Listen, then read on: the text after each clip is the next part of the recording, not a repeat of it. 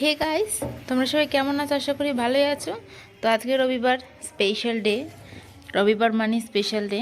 দেখো, মাংস নিয়ে নিয়েছি, আদা রসুন পেঁয়াজ আলু লঙ্কা, পাশে আছে মায়া মাছ, ছোট মায়া মাছ, হেলেঞ্চা শাক, আর তার পাশে আছে শোল মাছ। তো এখন এগুলো সব রান্না হবে। শোল মাছটা আজকে রান্না হবে না, ভেজে রেখে দেবো, কালকে রান্না হবে। তো চলো এখন এই আদা রসুন কাঁচা লঙ্কাটাকে পেস্ট করে নিই। পেস্ট করে তোমাদেরকে দেখাচ্ছি। এ দেখো, আদা রসুন কাঁচা লঙ্কা পেস্ট করে নিয়েছি। এখন এর মধ্যে এক এক করে সব গুঁড়ো মশলাগুলো দিয়ে দেবো। এ দেখো, প্রথমেই দিচ্ছি হচ্ছে জিরে পাউডার। জিরে পাউডারটা দেওয়া হয়ে যাচ্ছে। তারপরেই দেবো হচ্ছে একটু বিরিয়ানির মশলা। এই দেখো, বিরিয়ানির মশলাটা দিয়ে দিচ্ছি। বিরিয়ানির মশলাটা দিলে মাংস একটা সুন্দর সেন্ট হয়। তো বিরিয়ানি মশলাটা দেওয়া কমপ্লিট। এখন এর মধ্যে দিয়ে দেবো 1 চামচ ধনে গুঁড়ো। তারপর এর মধ্যে দিয়ে দেবো দুই থেকে 3 চামচ মতো কাশ্মীরি লঙ্কার গুঁড়ো, তাতে কালারটা ভালো হয়। তো এখন এই সব মশলা দেওয়া হয়ে গেছে। এখন মশলাগুলোকে মিক্স করে নেব।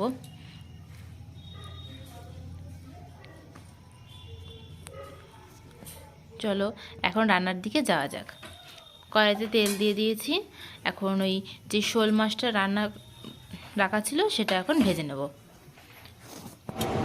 তো দেখো, এখানে মা শোল মাছগুলো ভেজে নিচ্ছে সব। ওদিকে কোনো থাকছিল না, সেই জন্য আমি ক্যামেরাটা বসিয়ে দিয়ে মা চলে গেছিলাম। তো মা এখন শোল মাছগুলো ভেজে নিচ্ছে। তো চলো ফটাফট শোল মাছগুলো ভেজে নিই, তারপরে মেন কোর্সের দিকে যাওয়া যাক, মানে মাংস রান্নার দিকে।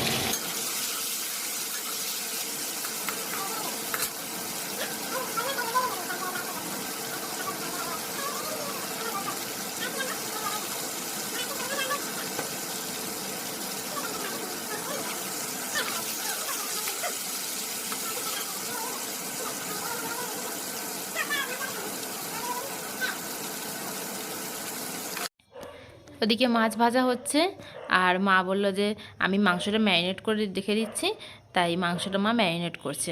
এখন দেখো, সব মাংসটার মধ্যে সব মশলাগুলো দিয়ে দিই।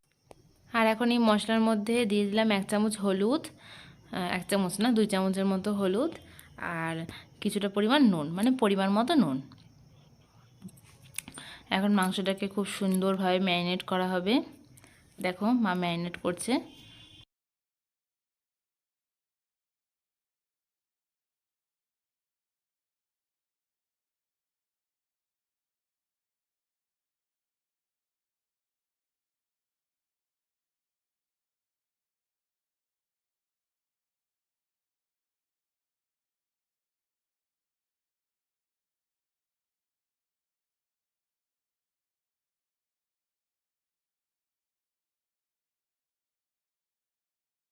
সুন্দরভাবে ম্যারিনেট করার পরে এখন এর মধ্যে দিয়ে দেবো 2 টেবিল চামচ সর্ষের তেল, কাঁচা সর্ষের তেল, আর দিতে হবে কাঁচা পেঁয়াজ। তো এখন পেঁয়াজগুলো দিয়ে দিল। এখন পেঁয়াজের সাথে খুব ভালোভাবে মাংসটাকে ম্যারিনেট করবে। ম্যারিনেট করে মাংস রান্না খুবই সহজ পদ্ধতি। এটা তোমরা খুব সহজেই বাড়িতে বানাতে পারো, খুব কম সময়ের মধ্যে।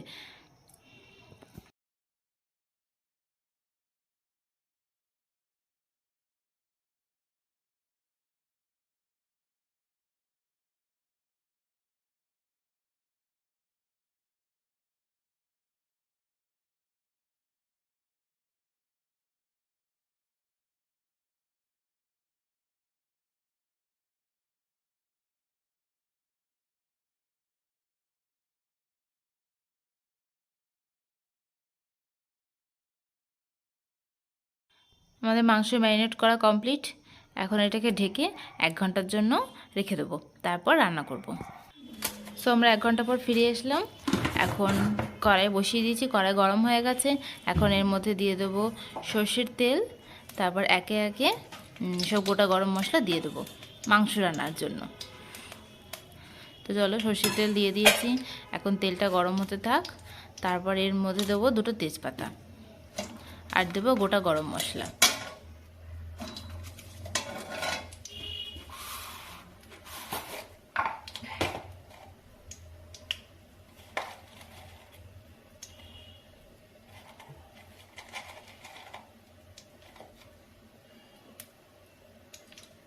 এখন একে একে সব গরম মশলাগুলো দিচ্ছি।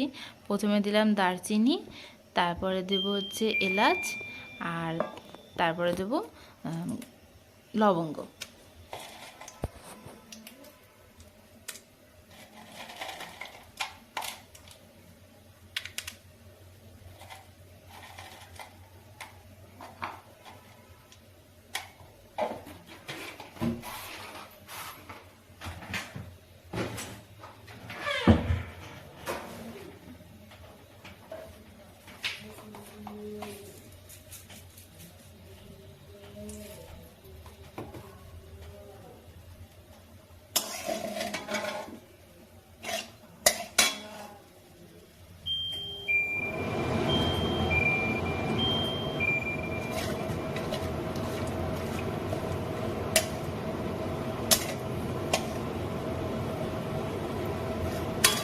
আর এখন এর মধ্যে দিয়ে দেবো 1 টেবিল চামচ গোটা জিরে। মাংস রান্নায় জিরেটা খুব কমন ব্যাপার, মাংস রান্নায় জিরেটা দিতেই হয়। ফোড়নে দিলে খুব সুন্দর সেন্ট হয়, আবার ভালো গন্ধটা খুব ভালো আসে। আর গোটা গোটা গরম মশলা দেওয়া হয়েছে, আর দারুণ সেন্ট হবে। তো এখন জিরেটা ভাজা ভাজা হয়ে গেলে এর মধ্যে দিয়ে দেবো কেটে রাখা অল্প কিছু পেঁয়াজ।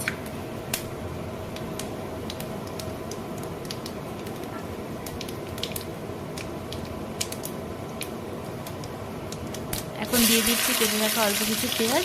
পেঁয়াজটা ভাজা ভাজা হয়ে গেলে ম্যারিনেট করা মাংসগুলো এর মধ্যে দিয়ে দেবো। Hey there. Subscribe to my channel. And also press this bell icon.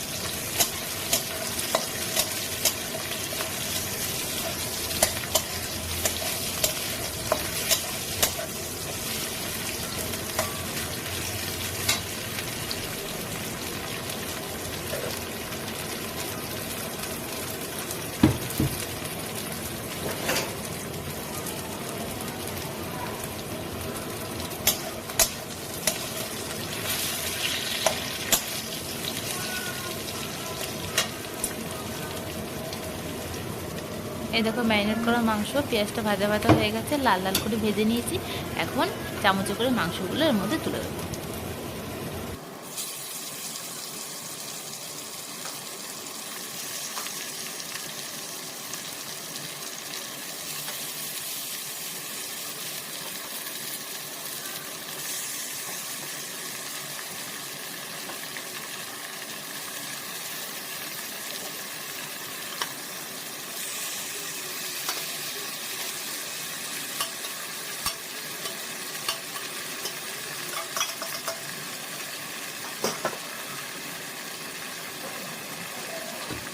এখন সব মাংস দেওয়া হয়ে গেছে কড়াইয়ের মধ্যে। এখন মাংসটা একটু ভালোভাবে কষিয়ে নেব। তো চলো মাংসটা একটু ভালোভাবে কষিয়ে নিই।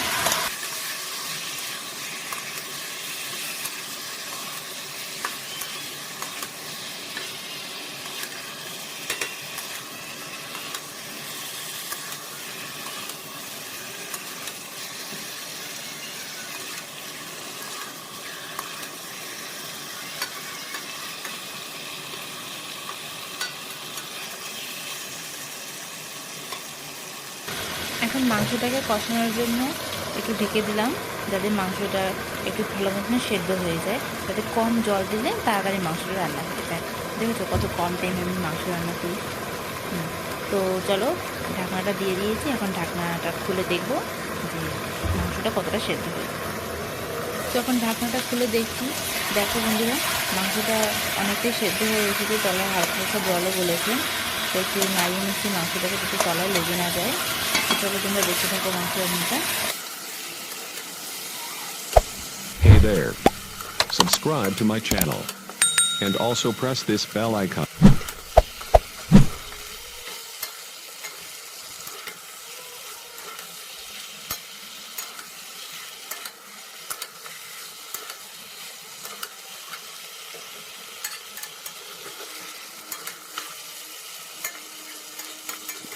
আমার মাংস পুরো খুব ভালোভাবে কষানো হয়ে গেছে। এখন এর মধ্যে দিয়ে দেবো পরিমাণ মতো জল। তো জলটা রেডি করছি। জলটা রেডি করার পরে এখন এর মধ্যে দিয়ে দেবো জল।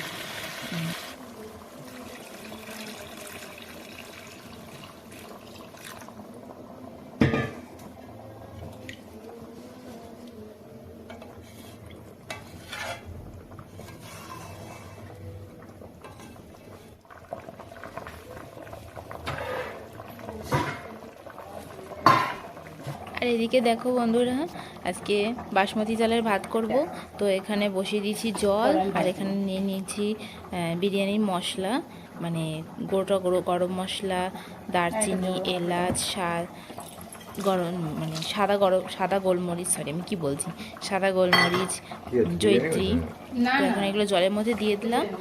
আর এই জলের মধ্যে দিয়ে দেবো হচ্ছে পরিমাণ মতো নুন আর সাদা তেল। পরিমাণ মতো নুন দেওয়ার কারণ তো তোমরা জানো, এরকম পরিমাণ মতো নুন দিয়ে দিচ্ছি। নুনটা দিলে আর কি ভাতের স্বাদটা হবে ভালো। আর তেল দেওয়ার কারণ হচ্ছে যাতে এর মধ্যে ভাতগুলো সব একটা গায়েটা লেগে না যায়, সব ছাড়া ছাড়া। এখন একটু নাড়িয়ে নিলাম যাতে নুনটা সব জলের সাথে মিশে যায়। আর এদিকে দেখো আমি চাল ভিজিয়ে রেখেছিলাম, চালটা অনেকটা ফুলে গেছে। এখন এই চালের জলটা আমি ফেলে দেবো, কারণ এর মধ্যে যে জলটা আছে সেটা ফেলে দিয়ে ভাতের মধ্যে দেবো চালটা। এখন দেখো সাদা তেল দিয়ে দিচ্ছি একটু, যাতে ভাতটাকে একটা গায়ের সাথে আর একটা লেগে না যায়। আর ওই পাশে দেখো মাংস রান্না হচ্ছে। তো মাংসটা বেশ খুবই টেস্টি হবে মনে হচ্ছে। আর এই ভিডিও ক্যামেরাটা করে দিচ্ছিল আমার হাজব্যান্ড। তো ও মাংসটা দেখে বলছে যে বাবা খুব সুন্দর হয়েছে, মনে হচ্ছে মাংসটা খাওয়ার সময় বোঝা যাবে। তো দেখো মাংসটাকে একটু নাড়িয়ে দেখালাম। সো ফ্রেন্ডস, ক্যামেরাটা একটু একা একা ধরতে অসুবিধা হচ্ছিলো, তাই ভুলবশত ক্যামেরাটা একটু ঘুরে গেছিলো, মানে অন্যরকমভাবে ভিডিওটা হয়ে গেছে। তো আমাদের এদিকে তোমরা এটা কিছু মনে করো না, তার জন্য আমি ক্ষমা চেয়ে নিচ্ছি, আই এম সো সরি। তো এখানে আমি মাংসটা রান্না হয়ে গেছে আমার। এখন গরম মশলা দিয়ে নামিয়ে নেবো মাংসটাকে। আমি বুঝতে পারছি না ক্যামেরাটা এরকম কীভাবে হয়ে গেল।